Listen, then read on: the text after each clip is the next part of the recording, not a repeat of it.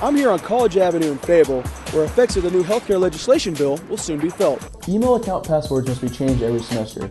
You cannot use a password that you've used in the past. There's an 8-character minimum.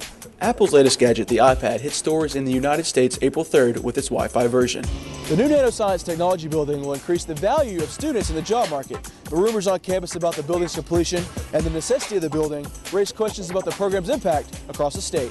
I'm here inside the Jones Center for Families in Springdale, where Northwest Arkansas residents have been able to take part in the Winter Olympic sports since the building's completion in 1995. Dawn Davis has been moved to a quiet cell next to the execution chamber in the Cummins unit near Grady, Arkansas.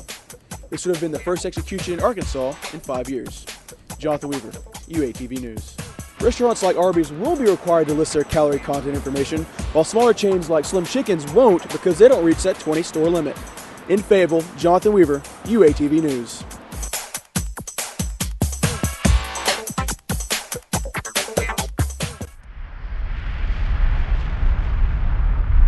Worldwide, there are about 1 million earthquakes annually. These tremors occur every day, and most are too small to feel, even to those living right above the zone. But some of these quakes, like those in Haiti and Chile, aren't like the others. These earthquakes are not unexpected. They happen from time to time. These last two have happened in places that are highly populated, and so they've been widely reported. No matter how well engineered you are, an earthquake of that magnitude is actually going to generate a lot of damage. Earthquakes have devastated countries like Haiti and Chile. And with the major fault line right here in the natural state, it can do just as much damage.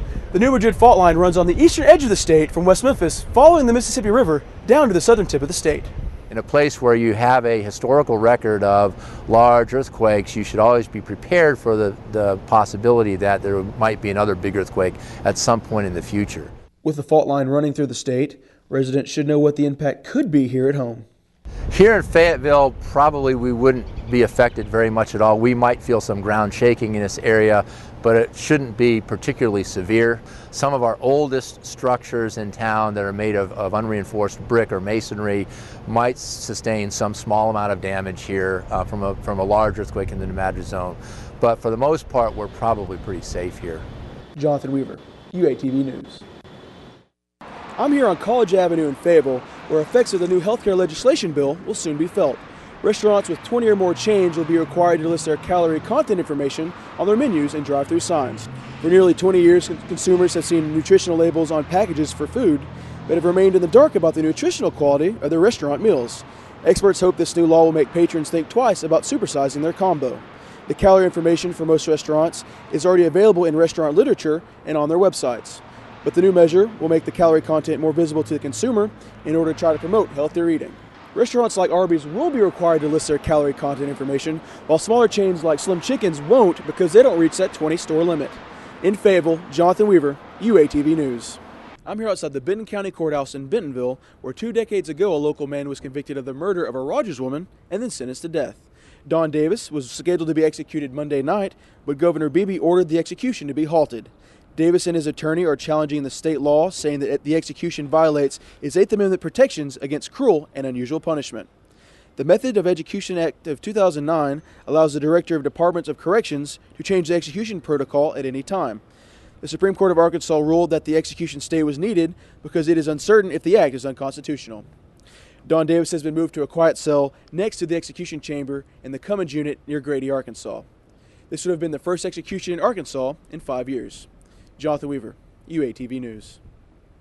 The Arkansas Union was completed in 1968, and the building hasn't seen major renovations since the addition of the Connections Lounge and east part of the building in 2000. With businesses moving to the new parking garage on Garland, that leaves the Union looking for new tenants. When the bookstore moved out, we were very disappointed because we felt that they were a major piece of the Union and why a lot of students liked the Union, because it did have all those services in one shop, basically in one stop. And so but now we're also adding 2 major things that are going to be a major benefit to students. The 2 entities that are now kind of probably take over much of that space are going to be Hyper and University IT Services. And they are probably the 2 entities that the students want the most. There's a plan for on the middle floor there, that mezzanine level, that there's going to be this high-tech gaming area that's going to kind of merge the physical fitness with the technology. These changes are scheduled to be completed by next spring, but there are even more plans in the works for the future of this 42-year-old building. we've done a really good job of trying to make it a place that pretty much everybody wants to be at some point, sometime. And I think we still have aspirations and plans to increase that and do that even more. Because within the master plan, I mean, we're doing a lot of different things and just trying to basically add some pizzazz and oomph to every location in the facility, because that's just kind of been ignored over the past. It's just kind of, oh, it functions. And, you know, it's about more than functionality. You know, it's about a place that when students walk into it, or anybody walks into it for that matter, they're like, you know, this is cool. You know, I'm excited to be here. This is my institution. Other projects in the works include an expanded ballroom and general updates to the facility that hasn't been touched since 1968.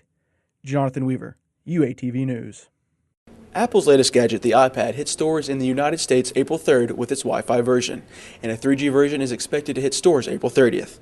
The tablet computer has been wildly popular, and Apple announced that they sold over 300,000 iPads in the United States on the first day alone.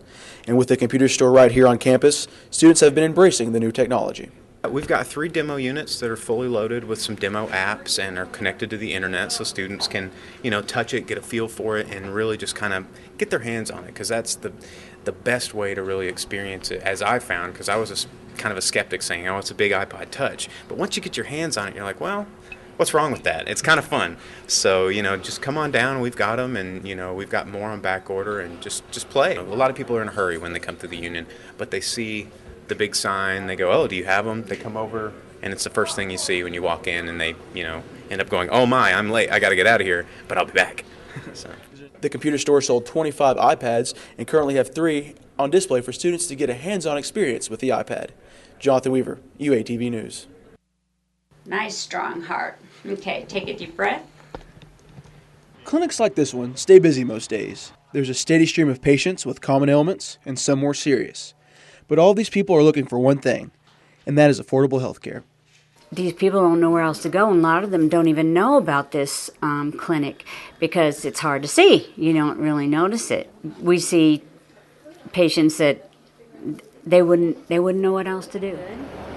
With the debate raging on in Washington about what should and should not be included in the health care reform bill, people in Northwest Arkansas are continuing their battle with the rising cost of health care.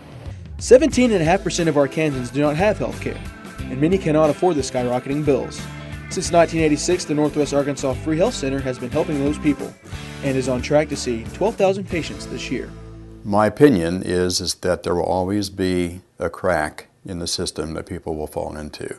No matter how well we try to design a system to cover everybody, as long as they'll be in that situation in their own lives, I would imagine that there'll be a need for what we do in the community. With the help of kind doctors, nurses, and volunteers, the Northwest Arkansas Free Health Center continues to do its part in trying to curb high-priced health care for those that cannot afford it. It's all just to get the people the care that they need and deserve. Reporting for UATV, I'm Jonathan Weaver.